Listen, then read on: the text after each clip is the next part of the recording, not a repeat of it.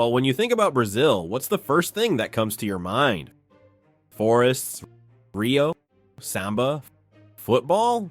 Okay, let's be more specific then. When you think about Brazilian macroeconomics and geography, what's coming to your mind? Commodities, Sao Paulo, corruption, country of the future, Rio again. Fortunately or not, Brazil is more complex than you think, and understanding that will open your mind and change your viewings about this country. What about deepening this analysis? In a series of videos, starting from this one, I will at least try to explain how the country is organized and how it works, or try to.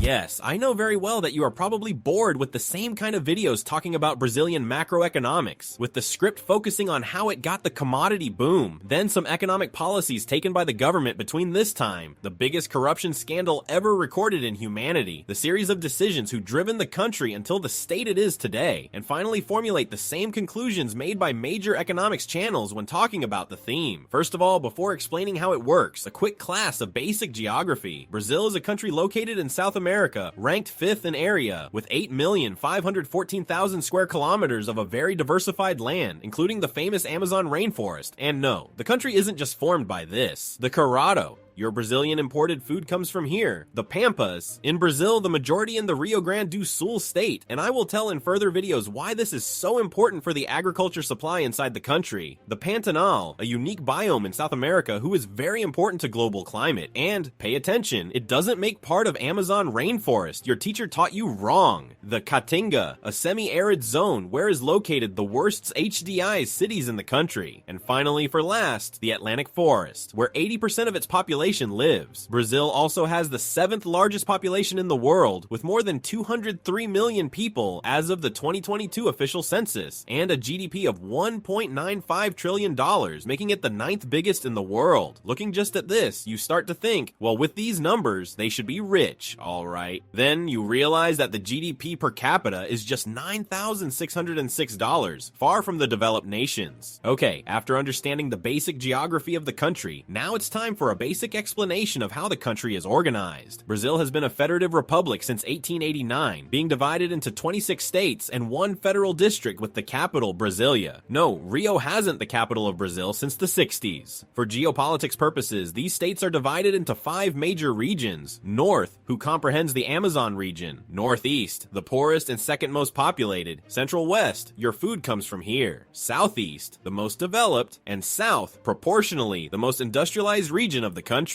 But instead, like the USA or Germany, whose federal unities, aka states, have some constitutional autonomy on laws, own budgets, and even economic policies adequate to each state's reality. In Brazil, most decisions are made by the union, who receives a big share in taxes from the citizens and controls the majority of the budget as well, exerting a soft control over some states, and even regions, being a source of inequality over the country, a subject I will talk a lot on this and other videos of this channel. Yes, I know that is becoming boring and repetitive for some audiences, but I really need to explain that so you understand well this one and further videos. You won't regret this, I assure you.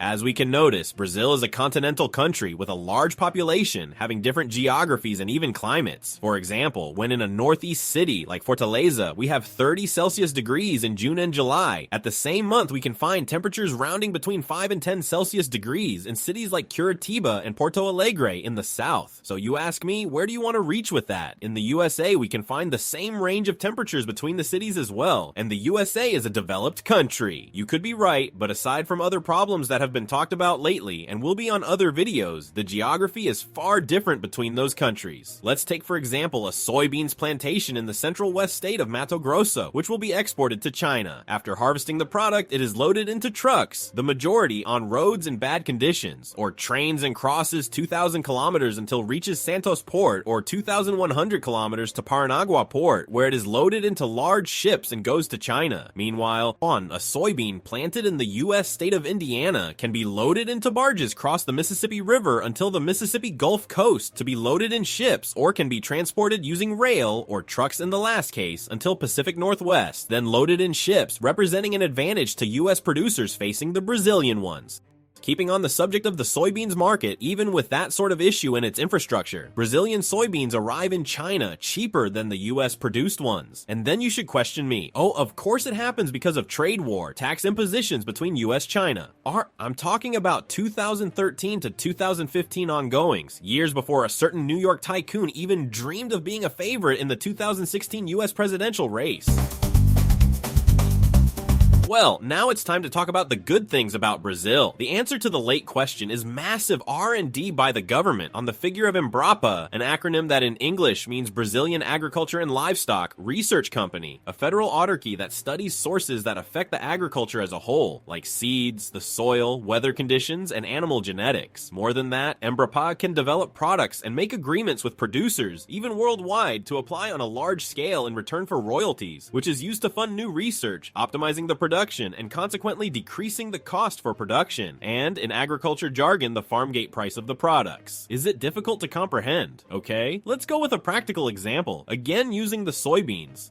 To not let this video complex like Brazil, haha. This grain started to be planted on a large scale for commercial purposes in the 40s decade in the Rio Grande do Sul state, and now you can start to understand the importance of the Pampa biome for the agricultural development of Brazil, due to the good soil and weather similar to found on the major producer regions on the US. In 1975, Embrapa started the R&D focused on this grain, intending to expand the available area to plant the seeds in other regions of the country, and at the same time, use the area currently on use for this time to expand the wheat production, aiming the independence from exportations of latter, focusing on adapting the seeds to the Cerrado and Amazon biome soils, on the crop management, like cropping the seeds with nitrogen fixation specialized bacterias, improving nutrients and plague-resistant exemplar, decreasing the use of pesticides on the plantation. And then, almost 50 years after this, the Brazilian production of soybeans increased from 1.5 million tons in 1970 to 152 million tons, putting the country in the leadership of the global producers and being responsible for more than 3% of national GDP.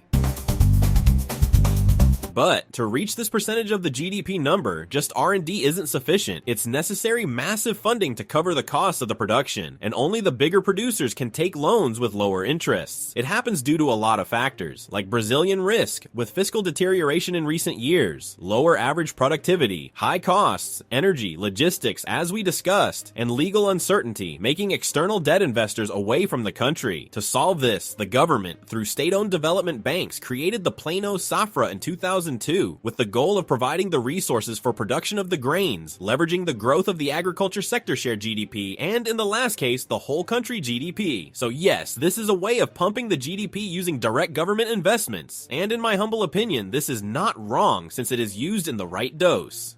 The plan is based on 3 pillars. The first one is the rural credit, which is the proper access to the credit by the producers, guaranteeing the funding for the cycle of the crop since the buy of seeds and preparing the soil until the sell the production to the local market or export. The second one is the support for commerce, which consists of hedge mechanisms to guarantee that the price fluctuation in international markets of the commodities involved in the production doesn't affect the accounts of the producers. Last but not least important is rural risk management, which is related to climate variations and the insurance of all the harvest. The latter component received a large increase in its value since the ongoings due to the pandemics and the coffee crisis, when a massive frost hit entire coffee crops, driving the small producers, who didn't have insurance at this time, to lose all in their fields and even bankrupting. Making a quick search, you can find the results of this policy. According to the University of Sao Paulo estimative, the Brazilian agriculture GDP jumped from 448 billion reais in 2002, the year the program was launched, to 2,545 billion reais in 2022, a massive increase of 468% in 20 years, aside other benefits like jobs creation and food security, and putting the country as a major role on the map of world commerce.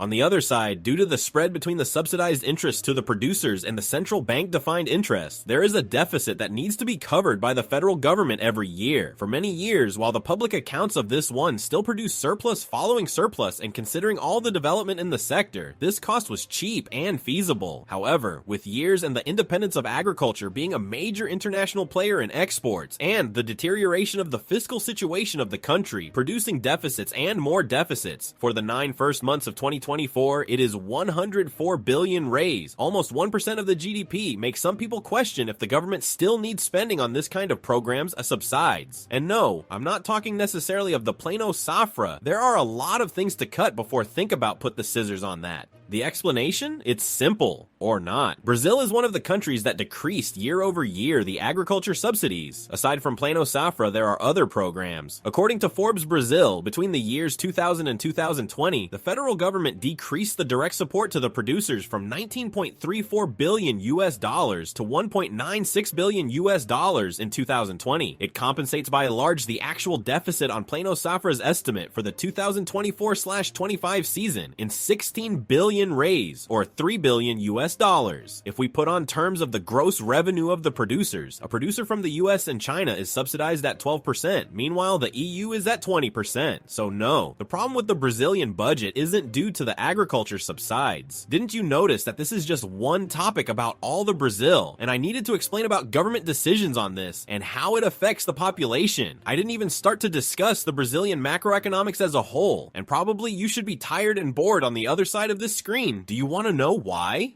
'Cause Brazil is more complex than you think.